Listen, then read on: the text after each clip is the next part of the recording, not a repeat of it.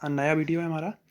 यह है did you know series. इस सीरीज़ में हम बात करेंगे कुछ ऐसे इंपॉर्टेंट फैक्ट्स जो कि हर आदमी को पता नहीं होते और जो कि आपके नॉलेज के आर्सेनल में एक रामबाण की तरह काम करेंगे। आप इस नॉलेज से किसी को भी कहीं भी इंप्रेस कर सकते हैं। देखिए, एक कोट है कि you can impress almost anyone by your knowledge. आप कहीं भी जाते हैं तो आप इस चीज़ को ज़रूर फ़ायदा लेंगे। तो चलिए शुरू करते हैं। तो सबसे पहला फैक्ट, आपको क्या पता है कि कछुओं के दांत नहीं होते? आप कहेंगे तो फिर खाना कैसे खाते हैं? खाना वो पानी में रख के खा लेते हैं, पर उनके दांत नहीं होते। It's a fact. आप इसे क्रॉस वेरीफाई भी कर सकते हैं ना, कछुओं के दांत नहीं होते हैं। आप उसके बाद देखिए, कैमल्स स्पिट। ऊँट केवल एक ऐसा ही ऊँटी जानवर है ऐसा जो थूक सकता है। बाकी मोस्ट ऑफ द जानवर थूक नहीं सकते हैं। वो ऐसे गिरा तो सकते हैं मुंह से कुछ भी खाने के बाद, पर स्पिटिंग का मतलब समझ रहे हो आप? वो मुंह से ऐसे थूक सकते हैं जैसे इंसान थूक सकते हैं दूर तक, वैसे और कोई जानवर नहीं कर सकते हैं। That's right. मूव करते हैं अगले फैक्ट की तरफ। देखिए, स्टिक इंसेक्ट, आपने इसका नाम सुना होगा। ये सबसे लंबा कीड़ा होता है और जो कि लगभग 400 मिलीमीटर लॉन्ग हो सकता है। इस और मोस्टली जो कीड़े होते हैं वो इंसेक्ट वो छोटे छोटे होते हैं, पर ये काफ़ी लंबा होता है ना। तो ये भी एक फैक्ट है। अगला बात करते हैं, एल्बाट्रोस बर्ड है जो वो all day long without flapping its wing. Albatross bird अपने यहाँ तो नहीं पाई जाती इंडिया में, पर ये उधर आर्कटिक साइड, रशिया साइड में पाई जाती है।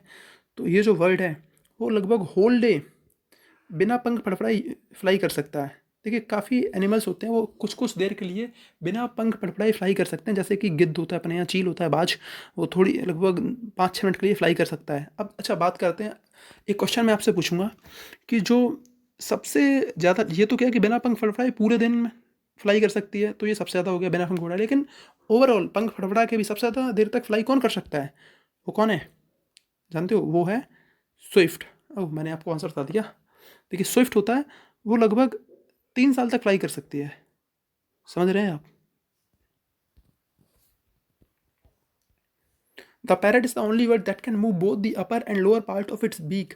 It can also see its back fully. देखिए, जो पैरट होता है, समझ रहे हो आप, जो मोस्ट ऑफ द एनिमल्स होते हैं वो या तो जो नीचे वाला, मोस्ट ऑफ का नीचे वाले जो बीक का पार्ट होता है वो फिक्स होता है और वो ऊपर वाली मूव कर सकते हैं, या फिर कुछ का ऊपर वाला फिक्स होता है और वो नीचे वाला ही मूव कर सकते हैं। लेकिन पैरट ओनली वर्ड है जिसकी वो ऊपर वाला और नीचे वाला दोनों साइड मूव कर सकता है ना। और भी कोई जो जानवर की बात नहीं कर रहा हूँ, पक्षियों की बात कर रहा हूँ, वो अपनी गर्दन पूरी नहीं घुमा सकते ना ऑल राउंड, पर ये अपनी गर्दन इतनी घुमा लेता है कि इसको पीछे का भी व्यू मिल जाता है कंप्लीट अपने बैक का। तो ये भी काफ़ी इंपॉर्टेंट फैक्ट है। अगली बात करते हैं। हाँ, ये तो मैंने अब पिछले वाले वीडियो में डिस्कस किया था कि जो टूथ हैं वो अपने आप को रिपेयर नहीं कर सकते और बाकी सारी बॉडी है अपने आप को रिपेयर कर सकती। देखिए, टूथ भी बना होता है बोन्स टाइप के मेटल से और बोन्स ही, लेकिन बोन्स के अंदर प्रॉपर्टी होती है कि वो अपने अंदर अपने आप को वो कर सकती हैं रिपेयर। अच्छा देखिए, मान लीजिए जैसे कोई पर्सन है, उसकी अगर बोन्स टूट गई है ना, बोन्स टूट गई, अगर उसको समय पे नहीं सही किया गया तो उसे क्या समस्या हो सकती है बताइए आप? देखिए, उसको क्या समस्या हो सकती है, जैसे अगर ये जो 2 बोन्स हैं उसकी टूट गई, अगर सॉरी, अगर ये 2 बोन्स उसकी टूट गई, अगर उसने सही से उसे समय से जुड़वाया नहीं तो और तो कोई दिक्कत नहीं होगी, लेकिन जो बोन्स होती हैं उससे निकलता है साइनोवियल फ्लड, है ना, अंदर भरा होता है, जो कि जिसके अंदर डीएनए भी होता है। तो वो जब अगर इधर हड्डियों से, इधर मसल से मिलेगा तो वो कैंसर पैदा कर सकता है। इसलिए बोन्स का समय पर जुड़वाना बहुत ज़्यादा ज़रूरी होता है।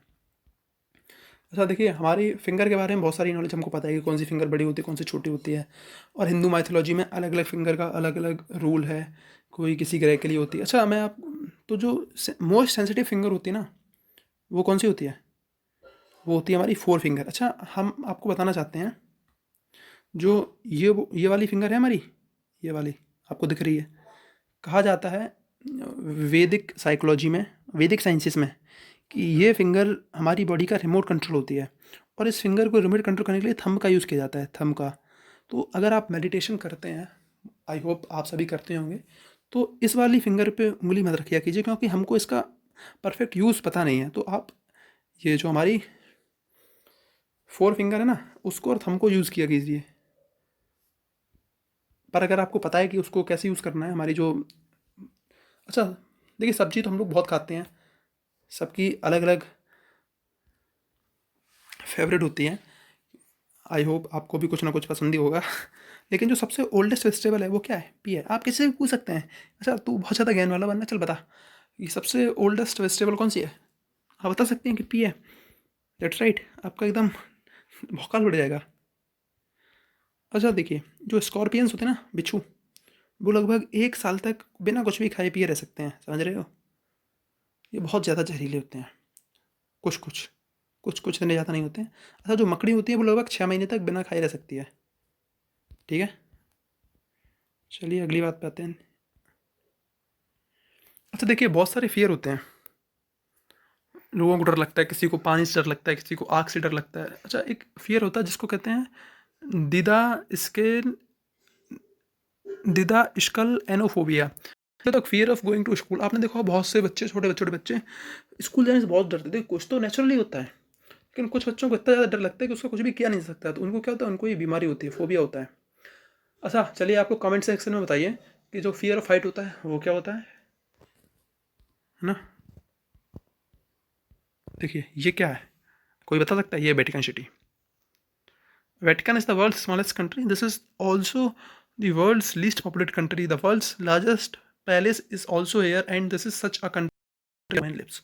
चलिए ये वुमेन तो एक आध वहाँ पे आई जाती होगी कभी ना कभी कैसे ही, पर ये बहुत ही वैसी बात है कि दुनिया में इतने बड़े बड़े देश है, लेकिन जो दुनिया का सबसे बड़ा पैलेस है वो कहाँ पे है?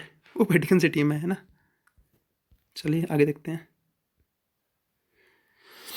देखिए ये तो हम सबको पता है कि अगर हम अपना दिन का बहुत सारा time mobile phones, computer screens के आगे बिठाएँगे, बैठ के गुज़ारेंगे, तो हमको दिक्कत करेगा। लेकिन इस बीमारी को कहते हैं, ये फिर जो सिंड्रोम होगा वो क्या होगा? वो होगा TATT, tired all the time syndrome. देखिए लोग, ये क्या होते हैं, स्क्रीन्स होते हैं, ये हमारा 100% फ़ोकस ले लेते हैं, तो हम बहुत ज़्यादा टायर्ड महसूस करते हैं। तो आप क्या कर सकते हैं? इसका मैं आपके लिए कुछ उपाय भी दिखाता हूँ। अगर आप बहुत देर से कंप्यूटर चला रहे हैं, काम कर रहे हैं, देखिए आजकल तो कोरोना वायरस की वजह से हमारे काम भी वर्क फ्रॉम होम हो गए हैं, तो हम लोग क्या कर सकते हैं? देखिए आप जैसे 15